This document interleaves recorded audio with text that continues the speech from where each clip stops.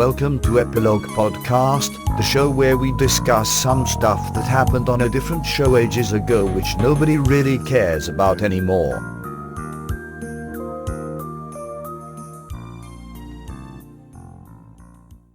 Hi, I'm Portponky. And I'm LeBloc. Today, we're discussing Farscape, Season 2, Episode 3, Taking the Stone. Chiana falls in with a bad crowd after the death of her brother. How did you find this episode? So I'm interested here because you're a known Chiana fan. Oh, she couldn't save this episode. You didn't like it? No. I actually quite enjoyed it. Not a huge amount, but it was one that I knew I wasn't very good, and I thought I was going to just be really bored, but I kind of thought it was okay. I think the most interesting part of this episode they didn't explore, and that's the life link with her brother. And I thought it would be more about her and that, but it wasn't at all. It's about these children jumping off a cliff. She kept saying, "It's not about you, John," when most of the episode was about John not understanding how to deal with someone else's grief. The resolution is so unsatisfying. Why am I supposed to care that she landed the jump? Other than she didn't die. Obviously, I don't want her to die, but I don't know what Jumper has to do to land. Is it random? I don't understand. They have to go, But how is that connected to the rest of the episode? This is maybe beneficial to me because I've seen it a few times. I found a lot of the dialogue quite hard to follow in this one. Yeah, there were so many times I have no idea what the person is saying. They're using all these slang terms that aren't clear. So the underground people jumped off the thing and got caught by a sonic net if they were able to resonate their voices correctly. Presumably that's not very easy when you're jumping down a big hole. And they did that as a form of ritualistic suicide, almost, because they actually all died of radiation poisoning. Yeah, I got that much. And then they believed jumping down the hole fixed it, but it didn't. It just kept killing them off, so they never saw the results. E.g., playing Russian roulette would probably reduce rates of cancer. I do like that they voted to keep doing it, because telling people what is actually happening doesn't always work. People cling to tradition. John didn't make a very convincing argument. He just said it's radiation. Yeah, there's that too. He's like, what? They didn't believe me? My unconvincing speech? Yeah, they're all idiots. Of course they're not going to believe you. You'd have to give them really well demonstrated evidence. And even then, they're all high and very stupid. So I couldn't see it sticking. I was uncomfortable when they were interrogating that woman while she was giving birth. Props to her for giving a decent depiction of what birth is actually like.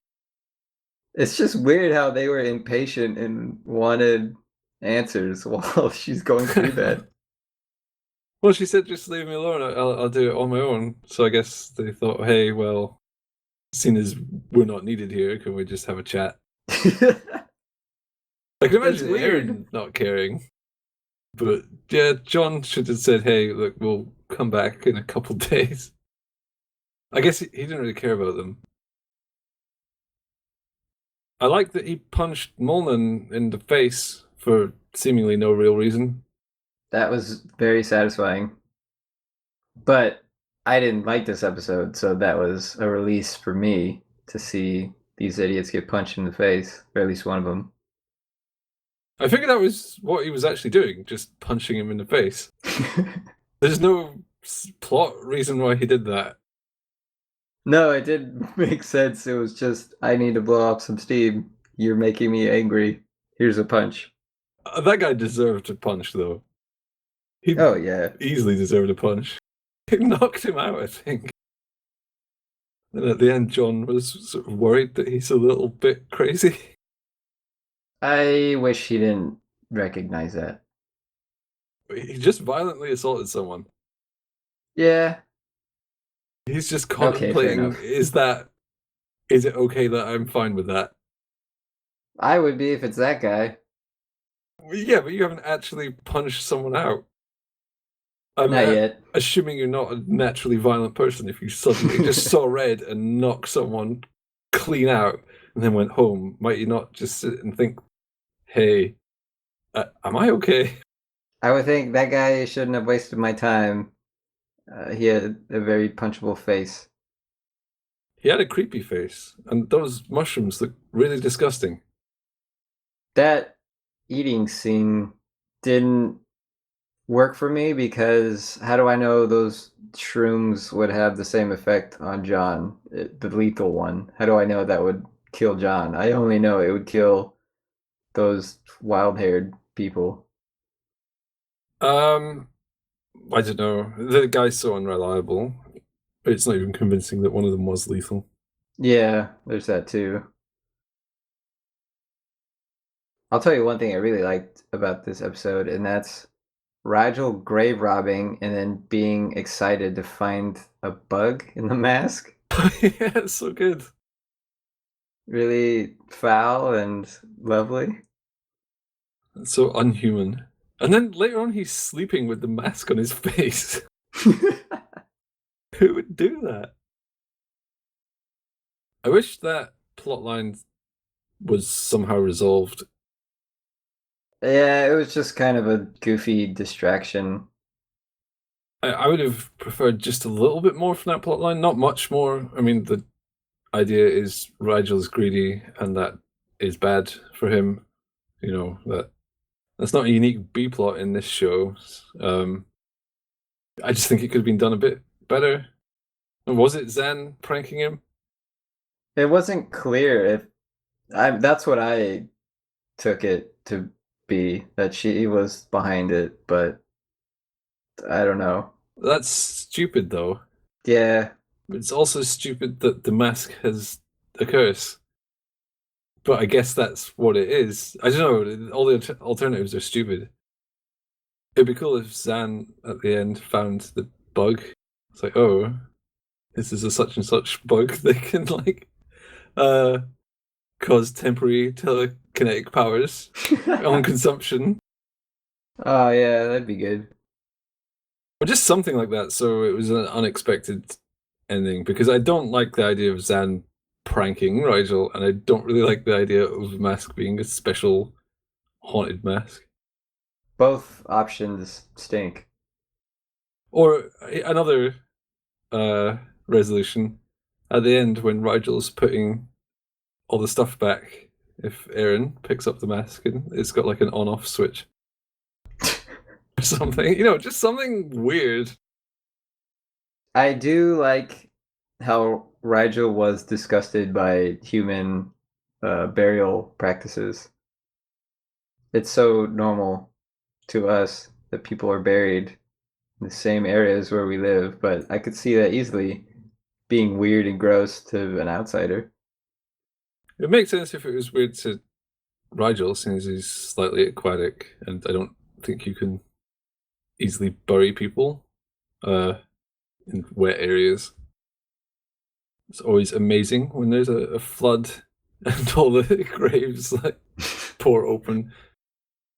But why do they even bury the dead? Not everyone on Earth buries dead. Right. And what a waste of a planet to delegate it to simply that. Well, they've got loads of planets. That's not a problem. I think it would take a very long time to cover an entire planet with the dead people of one family, though. Well, the universe is very old, so they could have had time, I guess. I don't know. I think this episode is in some ways very similar to the previous one. And they're both bad? I certainly think the previous one was way worse than this one. Yeah, I'll give you that.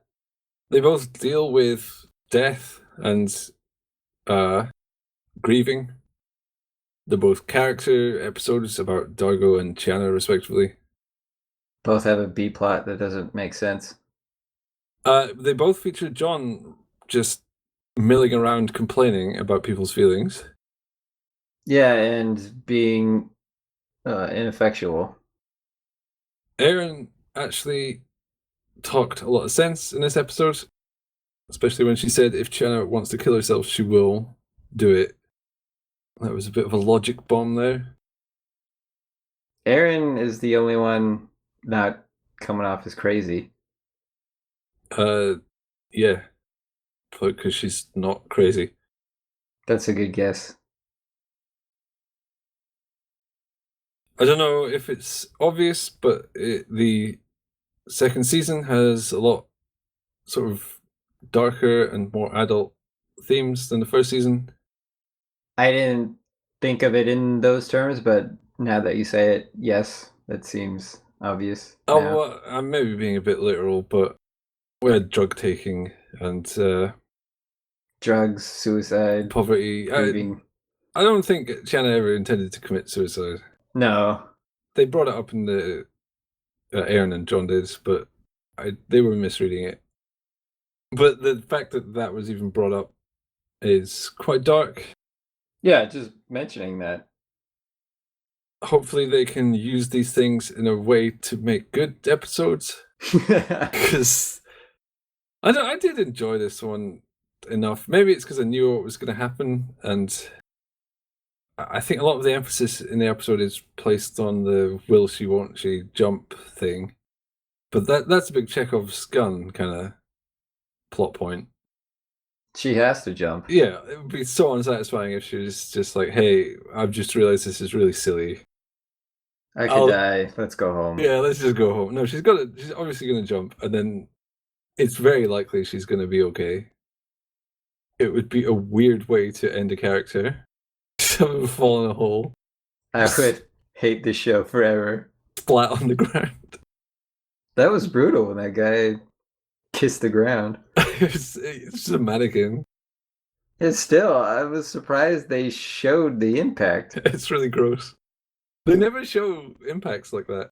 Yeah, it's usually it cuts away and then you see a character wince. Oh, that was bad. Or yeah, the camera doesn't pan all the way down. Yeah. Nope, this guy just went head first into the ground. If you take away the will she, won't she aspect, it's an episode about John being an idiot and trying to convince a bunch of other idiots that they're idiots. Is he being an idiot? Yeah, well, kind of. He thinks he can just yell at Chiana and she'll be okay. I like that he couldn't solve the problem right away like that. For good his that he couldn't. character.